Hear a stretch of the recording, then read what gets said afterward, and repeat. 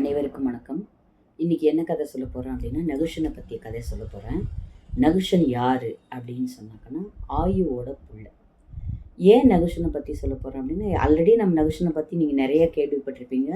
நகுஷன் இந்திர பதவி கிடைக்கிது அவனுக்கு. ஏன்னா அவன் ரொம்ப மிகச்சிறந்தவன். 1000 அஸ்வமேத யாகங்களுக்கு மேலே பண்ணினவன். அதனால் இந்திர பதவிக்கு தகுதியானவனாக இருந்ததுனால நகுஷனை கூப்பிட்டு இந்திர பதவி கொடுத்தாங்க.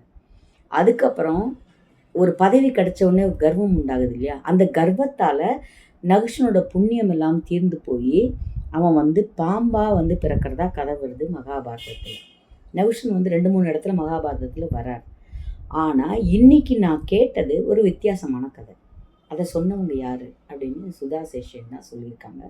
அவங்க மகாபாரத கதையை சொல்கிறத இப்போ எடுத்திருக்காங்க ஆகஸ்ட் 15 அவங்களோட வருஷன் கேட்க கேட்க கேட்க அப்படி ஒரு ஆனந்தமாக இருக்குது.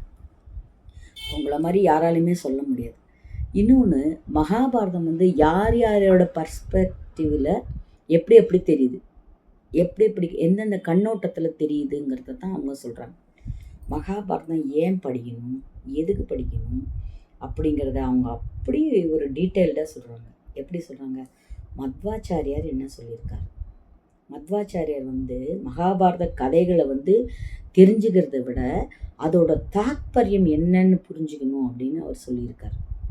அவங்க சொல்கிறாங்க, அவர் தான் மிக நீண்ட விளக்க உரை எழுதியிருக்கிறதா அவங்க சொல்கிறாங்க. அதுக்கப்புறம் எப்படி இல்லாமோ அந்த மகாபாரதம் சொல்கிறதெல்லாம் அவங்க சொல்கிறாங்க.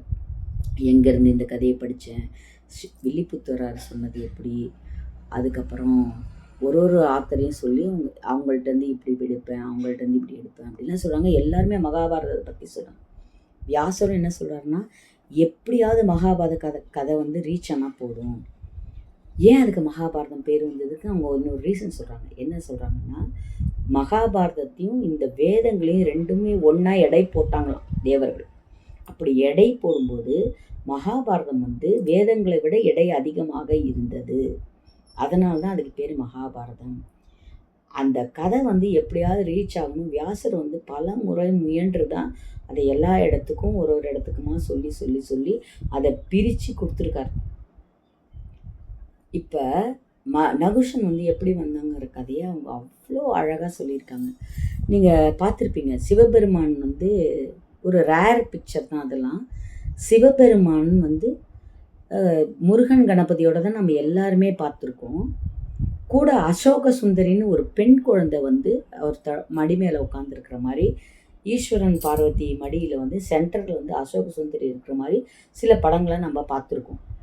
ஆனால் உண்மையில் சிவபெருமானுக்கும் பார்வதிக்கும் பிறந்த குழந்தை அசோக சுந்தரின்னு அவங்க சொல்கிறாங்க.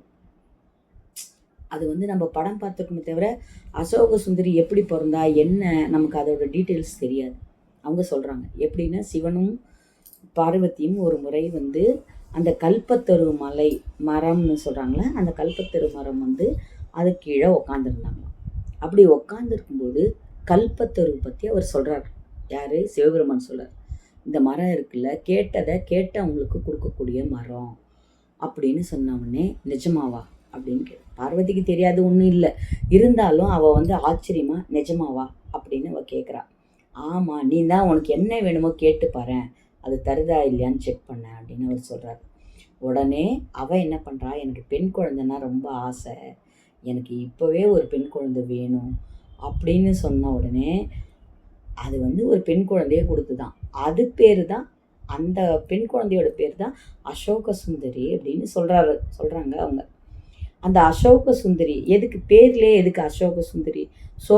சோகம் இல்லாதவள், கல்பத்தருவால் கிடைச்சதுனால, சோகம் இல்லாததுனால அவருக்கு பேர் அசோக சுந்தரின்னு பார்வதி பரமசிவன் அதுக்கு பேர் கொடுக்குறாங்க. பேர் கொடுத்துட்டு அவள் நாளொரு மேனும் பொழுதொரு வண்ணமாக வளர்றா. வளரும்போது அப்போ பார்வதி தேவி என்ன சொல்கிறா, இவளை சிவபெருமான் அவளை பற்றி கேட்கும்போது அவள் சொல்கிறா, பிற்காலத்தில் நகுஷன் இந்திர பதவிக்கு வருவான், அப்படி வரும்போது என் பெண்ணை மனம் செய்து கொள்வான்னு பார்வதி தேவி சொல்கிறாங்க. நகுஷனை பற்றி அப்படி ஒரு வித்தியாசமான கதையே ஒரிஜினல் மகாபாரதத்தில் இல்லை. ஆனால் இவங்க சொல்கிறாங்க. எங்கேருந்து படித்தேன் அப்படின்னா, ஹரிவம்சம்ங்கிற கதையிலேருந்து நான் படித்தேன் அப்படின்னாங்க. நகுஷன் வந்து மகாபாரதத்தில் ரொம்ப ரொம்ப முக்கியமான ஆள். இதை தெரிஞ்ச உடனே அசோக சுந்தரி வந்து பார்வதி பரமசிவனோட பொண்ணு இல்லையா, ரொம்ப பியூட்டிஃபுல்லாக இருப்பாள், ரொம்ப அழகாக இருப்பாள். அப்போ ஹுண்டன்கிற ஒரு அசுரன் வந்து இவளை கல்யாணம் பண்ணிக்கணும்னு நினைப்பான். யார்? இந்த அசோக சுந்தரியை ஹுண்டன்கிற அசுரன் வந்து கல்யாணம் பண்ணிக்கணும்னு நினைப்பான். கல்யாணம் பண்ணிக்கணும்னு நினைக்கப்ப இந்த இவன் என்ன பண்ணுவான், அவளை சுற்றி சுற்றி வருவான், ரொம்ப தொந்தரவு பண்ணுவான். தொந்தரவு பண்ணும்போது இவகிட்டையும் சொல்லியிருப்பாங்க, உன்னை கல்யாணம் பண்ணிக்க போகிறவன் வந்து நகுஷன், அவன் இந்திர பதவி அடைஞ்சவொடனே உன்னை கல்யாணம் பண்ணிப்பாங்கிறது பார்வதி தேவி அவகிட்ட சொல்லியிருப்பான். சொல்லியிருந்தவொடனே இவன் என்ன பண்ணுவான், நீ என்னை அடிக்கடி தொந்தரவு பண்ணாத, உனக்கு சாவு வந்து நகுஷனால தான் சொல்லியிருக்காங்க அப்படின்னு இவ சொல்லுவாள். சொல்ல உடனே இவன் சொல்லுவான், அந்த நகுஷன் வந்து இன்னும் பிறக்கவே இல்லை, அவன் எப்படி என்னை கொல்லுவான் அப்படின்னு இவன் கேட்பான். கேட்ட உடனே அதை சொல்லி சொல்லி இவளை ரொம்ப தொந்தரவு பண்ணுவான். உடனே இவன் என்ன சொல்லுவா, ஒரு நாள் கோவத்தில், இந்த நகுஷனால தான் உனக்கு சாவு, நான் இன்றைக்கி சொல்கிறேன் பாரு, என் சாபம் உனக்கு பலிக்கும், நகுஷன் வந்து தான் உன்னை கொன்னுட்டு தான் என்னை கல்யாணம் செஞ்சுப்பார் அப்படிங்கிற மாதிரி அவள் சொல்கிறான். சொன்ன உடனே நகுஷன் சொல்லிட்டானே தவிர உள்ளுக்குள்ளே அவனுக்கு பயம். அதாவது அந்த குண்டனுக்கு உள்ளுக்குள்ளார ஒரு பயம். அவன் என்ன நினைக்கிறான், இப்படி சொல்கிறா, இது உண்மையாக இருக்கலாம் அப்படின்னு நினச்சினா அவன் பிறக்கல, நம்மளை எப்படி அவன் வந்து கொல்ல போகிறான் அப்படின்னு இவனும் இருப்பான். ஆனால் கிண்ணறர்கள் ஒரு நாள் வந்து கிண்ணறர்கள்ங்கிற அவங்க வந்து ஒரு டைப், தேவர்கள், அசுரர்கள், தைத்தியர்கள், தானவர்கள் அப்படிங்கிற வரிசையில் கிண்ணறர்கள் வருவார். அந்த கிண்ணறர்கள் வந்து வானத்துக்கும் பூமிக்கும் வரும்போது ஒரு நாள் வந்து இந்த குண்டனை பார்க்குறாங்க, உன்னோட அட்டகாசம் ரொம்ப தாங்க முடியாமல் இருக்குது, உனக்கு வந்து அட்டகாசம் தாங்க முடியாமல் இருக்குது, இந்த மாதிரி பார்வதி தேவி சொல்லியிருக்காங்க, நீ வந்து அசோக சுந்தரியை போய் தொந்தரவு பண்ணுற, அசோக சுந்தரியை கொல்ல போகிறவன் நகுஷன் தான் அப்படின்னு சொன்னாங்க. நகுஷன் தான் பிறக்கவே இல்லையே அப்படின்னு. இல்லையே, அவன் பிறந்துட்டானே, அவன் வந்தாக்கன்னா கண்டிப்பாக உனக்கு கொன்னுடுவான் அப்படின்னு சொன்னோடனே இவன் என்ன பண்ணுவான், யாருக்கு பிறக்கிறதாங்கிறத அவன் சொல்லிடுறான். எப்படி, ஆயுக்கு பிறக்கிற பிள்ளை நகுஷன் தான் உன்னை வந்து கொலை செய்ய போகிறான், அவனால் தான் நீ மரணம் அடைய போகிறா அப்படின்னு சொன்னோடனே இவன் என்ன பண்ணுறான், போய் ஆயுகிட்ட போகிறான். ஆயுகிட்ட ஒரு ஆளை போட்டு வைக்கிறான். என்னென்னா, ஆயுக்கு குழந்தை பிறந்த உடனே எனக்கு சொல்லணும், அந்த குழந்தைக்கு குழந்தை பிறந்தவுடனே எனக்கு சொல்லணும்பா. அவர் வந்து அவருக்கு 6 பசங்க பிறக்குது, அதில் எல்லாமே ஆயுன்னு முடியும். அதில் வந்து இந்த நகுஷன் பிறக்கிறான். அவனுக்கு ஏதோ ஒரு ஆயுன்னு சொல்லி பேர் வைக்கிறாங்க. அவன் பிறந்த உடனே இவன் என்ன பண்ணுறான், அவனை தூக்கின்னு வந்துடுறான். யார்? இந்த குண்டன் வந்து தூக்கிட்டு வந்து தன்னோட மனைவி விபுலை கிட்ட கொடுத்து, இந்த குழந்தைய வந்து கொதிக்கிற தண்ணியில் கொதிக்க வச்சு இதை சாறு பண்ணி சூப்பு பண்ணி எடுத்துன்னு வந்து கொடுத்துரு, நான் குடிச்சிடுறேன், இவன் எப்படி இவனை கொல்லாமல் போவான், இவன் இருந்தால் தானே என்னை கொல்லுவான், இவனே இல்லாமல் போயிட்டா அப்படின்னு சொல்லி அந்த குழந்தைய விபுலை கையில் கொடுப்பான். இந்த விபுலை என்ன பண்ணுவான், சமயக்கயரை கூப்பிட்டு கொடுப்பான். இந்த குழந்தைய வந்து கொதிக்க வச்சு இதில் வந்து சூப் தயாரித்து கொண்டு வந்து கொடு, அவர் சாப்பிடட்டும் அப்படின்னு சொல்லி நகுஷனை அந்த குழந்தைய வந்து பேரெல்லாம் வச்சிருக்க மாட்டாங்க, அந்த குழந்தைய கொண்டு வந்து இவ கொடுத்துருவான். இந்த சமயக்காரி என்ன பண்ணுவா, அந்த பிஞ்சு குழந்தைய கொல்றதுக்கு அவளுக்கு மனசு வராது. அவள் என்ன பண்ணுவா, அதை சமயக்காரனோட உதவியோட, பாவமாக இருக்குங்க இந்த பிஞ்சு குழந்தைய, நான் வேறு ஏதாவது சூப் பண்ணி கொடுத்துட்றேன் நான் இந்த குழந்தைய, அதனால் நீ என்ன பண்ணுற, இந்த குழந்தைய கொண்டு போய் காட்டில் விட்டுட்டு வந்துடு அப்படின்னு சொல்லி சமயக்காரன்ட்ட சொல்லிவிட்டு இவளும் சமயக்காரனுமா சேர்ந்து அந்த குழந்தைய கொண்டு போய் வசிஷ்டரோட ஆசிரமத்தில் விட்டுறாங்க.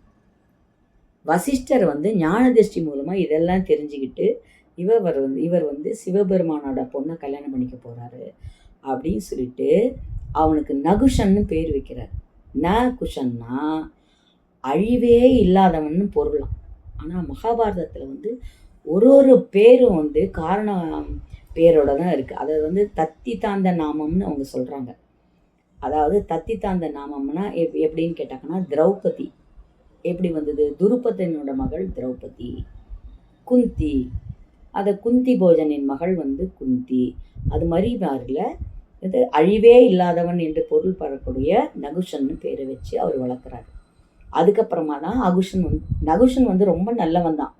அவன் என்ன பண்ணுறான், நிறையா எப்படி தவம் இருக்கணுமோ என்ன செய்யணுமோ அப்படிலாம் செஞ்சு அவன் இந்திர பதவி அடைஞ்ச உடனே அவன் அசோக சுந்தரியை கல்யாணம் பண்ணிக்கிறான்.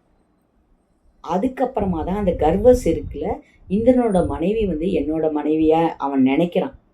எப்படி பதவி கிடச்சிதோ அப்போ இந்த மனைவி எனக்கு சொந்தம் தானேன்னு நினச்சதுனால அவங்ககிட்ட இப்போ போகும்போது நான் உங்ககிட்ட வரேன், எப்போ வருவேன், எப்போ வரணும்னு சொல்லு, நான் வரேன் அப்படின்னு நகுஷன் வந்து சொல்லி அனுப்புகிறான். சொல்லி அனுப்பிச்சோடனே இந்திரனோட மனைவி இதை எப்படி டிப்ளமேட்டிக்காக ஹேண்டில் பண்ணணும்னு சொல்லிட்டு அவன் என்ன பண்ணுறா, என்னை தூக்கிட்டு வரணும்னா இந்திரன் வந்து எப்போவுமே சப்த ரிஷிகள் வந்து தூக்கின்னு வரும்போது தான் அவர் வந்து என்னோட அந்தப்புறத்துக்கு வருவார். அது மாதிரி உன்னை சப்த ரிஷிகள் தூக்கின்னு வர சொல்லு, அப்போ நான் உன் கூட இருக்கேனா இன்பமா அப்படின்னு அவள் சொல்லி அனுப்பிச்சிருவோம். உடனே இவன் என்ன பண்ணுவான், சப்த ரிஷிகளை கூப்பிட்டு அவரை தூக்கின்னு போகிற மாதிரி என்னையும் தூக்கின்னு போங்க அப்படின்னு சொல்லுவான். அதில் 7 ரிஷிகள் ஓரளவு ஹைட் அண்ட் வெயிட் கரெக்டாக இருப்பாங்க. ஆனால் அகஸ்தியர் மட்டும் இந்த விரற்கடை அளவான், இந்த கட்டை விரல்லேருந்து இப்படி குறுக்க இப்படி அளவு எடுத்தாக்கன்னா அதுக்கு பேர் விரற்கடையாம். அந்த சைஸில் தான் இருப்பார் அப்படின்னு மகாபாரதத்தில் சொல்கிறாங்களாம். ஆனால் இன்னொரு அர்த்தம் என்னன்னா, பெருமாள் வந்து எல்லாரோட இதயத்திலும் எப்படி இருப்பாங்கன்னா இந்த விரற்கடை அளவுக்கு தான் இருப்பாங்க. அதாவது விரற்கடை அளவு அகத்தில் காணுவதால் அவர் பேர் அகத்தியர். எப்படி இருக்கு பாருங்க, ஒரு பேர் வச்சாங்கன்னா அதில் எவ்வளோ மீனிங் இருக்கு பாருங்க. அந்த விரற்கடை அளவு உள்ள கடவுளை வந்து அகத்திலே காண்பதால் அவர் பேர் அகத்தியர். அந்த அகத்தியர் ஹைட்டு கம்மியாக இருக்கிறதுனால அவரால் பேலன்ஸ் பண்ண முடியல. இவரா வேகமாக சர்ப்ப சர்ப்ப சர்ப்ப சர்ப்பன்றார் நகுஷன். சர்ப்பன்னா வடமொழியில் வந்து வேகமாக போகணும்னு அர்த்தம். அப்படி சர்ப்ப சர்ப்ப சர்ப்பன்னு சொல்லுது. இவரால் அகத்தியர் கோவத்தில் அவரால் முடியல, அவரை வந்து அலட்சியமாக பேசுகிறான். யார் அது இந்த மாதிரி வந்து ரொம்ப வேகமாக வராமல் மெதுவாக வரீங்கன்னு சொல்லி திட்டிகிட்டே சர்ப்ப சர்ப்பன்னு சொன்னதில் அகத்தியர் என்ன பண்ணார் கோவத்தில், எப்போ நீ சர்ப்ப சர்ப்பன்னு சொல்கிறியோ உன்னோட புண்ணிய பலன்கள்லாம் தீர்ந்து நீ வந்து சொர்க்கத்துலேருந்து பூமிக்கு விழுவாயாக அப்படின்னு கொடுத்துருவார்.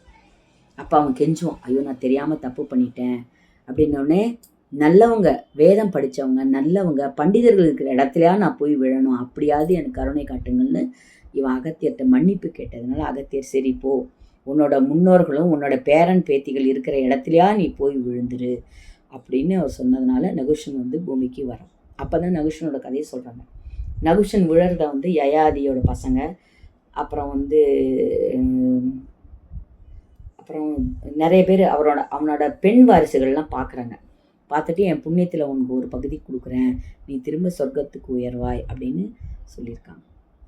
கதை பிடிச்சிருந்தா லைக் பண்ணுங்கள், சப்ஸ்கிரைப் பண்ணுங்கள். நகுஷனோட கதையை நான் சொல்லியிருக்கேன், அந்த கதையை பாருங்கள். Thank you very much.